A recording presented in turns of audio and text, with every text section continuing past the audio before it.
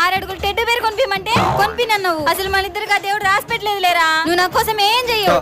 ఏమండి జెన్నీ గారు, అసలు ఏం మాట్లాడుతున్నారండి మీరు? నేను మీకోసం ఏం చేయనా? ఆ దేవుడు మన ఇద్దరికి అసలు రాసి పెట్టలేదా?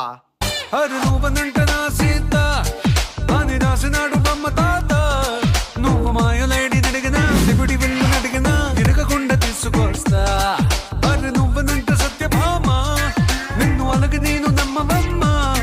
కంచి పట్టు చీడలు అడిగినా పట్సు చెల్లు అయ్యనా ఎక్కులనక పట్టుకొస్తా.